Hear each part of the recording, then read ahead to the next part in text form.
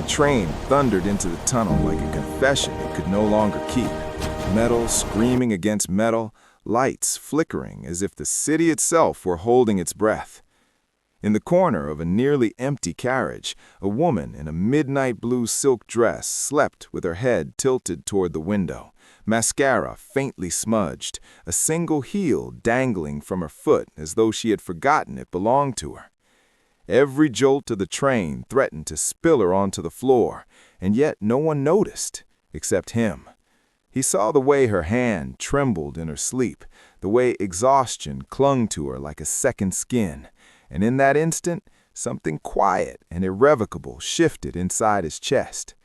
If you believe in kindness and second chances, take a moment right now to like this video, comment your thoughts, share it with someone who needs hope, and subscribe to the channel, because stories like this survive only when people still believe goodness can be chosen.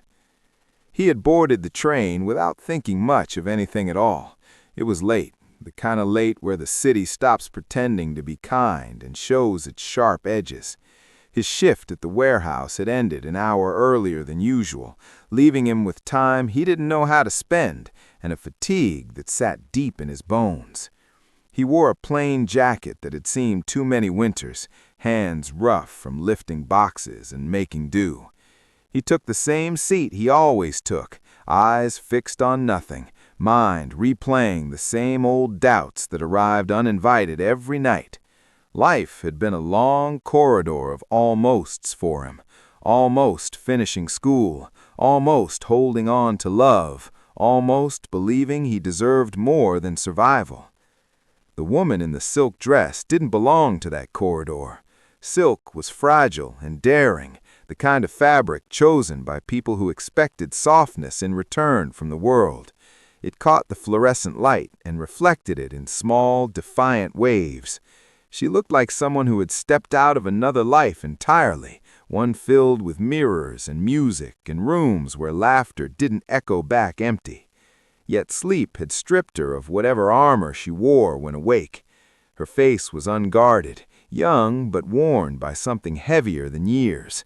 There was a bruise blooming faintly at her wrist, the kind that spoke of a hurried grip or a moment no one should have to remember. He noticed it because he noticed everything he wasn't supposed to notice anymore. The train lurched, slowing at a station where the door is side open and a few shadowy figures stepped in and out. The air shifted, colder, sharper. He watched as two men further down the carriage glanced toward the sleeping woman, their attention lingering in a way that made his shoulders tense. He told himself it was nothing, that he was imagining danger because it was easier than imagining hope. But the men's eyes returned again, measuring, weighing. He had learned long ago that silence can be a form of permission, and he hated himself for every time he had stayed quiet in his own life. He adjusted his seat, positioning himself just enough to block their line of sight, pretending to scroll through his phone while keeping her in the corner of his vision. Each stop felt like a coin toss. She stirred once, brow creasing, lips parting as if she might wake, then sank back into sleep. The silk dress slipped slightly, revealing a knee marked with a thin scar. It told a story of falling and getting back up, of clumsy courage. He wondered where she was going, and more importantly, where she had come from so tired that her body had surrendered without asking permission. His mind drifted to his sister years ago, falling asleep on a bus after a double shift, waking up to fear she never quite named aloud. He remembered the promise he had made then, a promise to be better, to be present, to not look away when it mattered. Life had tried to sand down that promise, to make it impractical, even dangerous. But promises, he had learned, have a way of waking you when you least expect it. Station after station passed.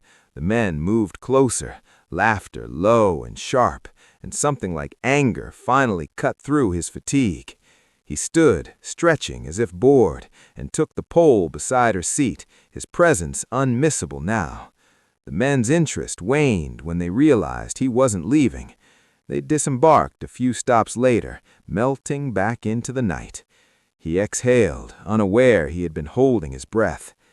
The train grew quieter, emptier. Her stop was coming. He felt it, though he didn't know how. He checked the map above the doors, counting, rehearsing what he would do if she didn't wake. He didn't want to frighten her. He didn't want to be mistaken for another threat in a world that had given her too many reasons to sleep lightly and trust slowly. He waited until the train slowed again, until the announcement hummed overhead, and then he gently tapped the seat beside her, keeping his distance, making his movement visible and calm. She woke with a start, eyes wide, breath quick, the instinctive fear flashing before recognition settled in. She gathered herself in seconds, the silk dress smoothed down, the heel slipped back on as if muscle memory could restore dignity faster than thought. She noticed him then, really noticed him, and something in his posture, open hands, careful space, seemed to reassure her. He nodded toward the doors, which were already opening, and pointed to the map. She followed his gesture, realization washing over her face. This was her stop. The platform was dim, the air cold enough to bite through silk. She hesitated, glancing back at the train as if weighing whether to trust gravity. He stepped out first, making a point of keeping his pace slow, staying where she could see him without crowding her. The doors closed behind them, and the train pulled away, leaving them in the hush of late-night echoes. The station smelled of old rain and electricity. He noticed the way she hugged her arms around herself, the way confidence faltered when the audience disappeared. He walked a few steps ahead, letting her set the distance. Outside, the street was quieter than it had any right to be, shadows pooling where streetlights failed. He stopped at the top of the stairs, turning just enough to show he was checking the street, not her. She began to walk, heels clicking uncertainly. He followed at a respectful distance, eyes scanning, heart pounding with the strange knowledge that this small act mattered more than any grand gesture he had ever imagined.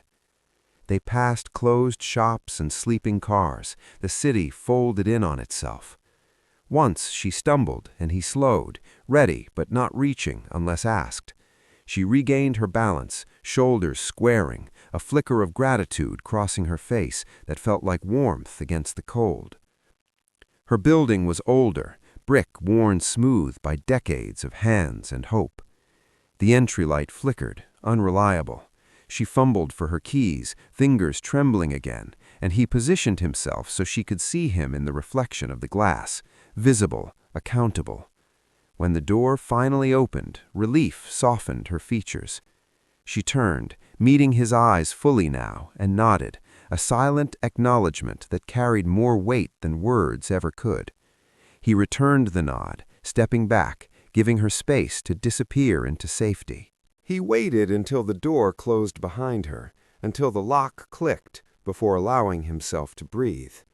The street felt different then, as if it had noticed what had happened and decided to be kinder for a moment. He walked away lighter, the promise to his sister echoing not as guilt, but as fulfillment. He did not know her name, her story, or whether they would ever cross paths again, but he knew that tonight the world had not taken something from her, and that mattered. Days passed, and the memory stayed. It followed him through long shifts and quiet meals, through the familiar ache of not having enough, and the unexpected comfort of having been enough. He began to notice other moments, too, small chances to choose attention over indifference, holding a door, waiting an extra second, standing where someone could feel less alone. None of it made headlines, all of it changed him. She, meanwhile, carried the night with her in a different way. She told herself she had simply been lucky, but luck didn't explain the steady presence, the careful distance, the choice to stay when it would have been easier to leave. The bruise on her wrist faded. Sleep came a little easier. On another late train weeks later, she stayed awake, silk traded for cotton, eyes alert but softer. She noticed a man offering his seat to someone older, the ripple of kindness moving outward, anonymous and contagious. Their lives did not entwine in a dramatic montage.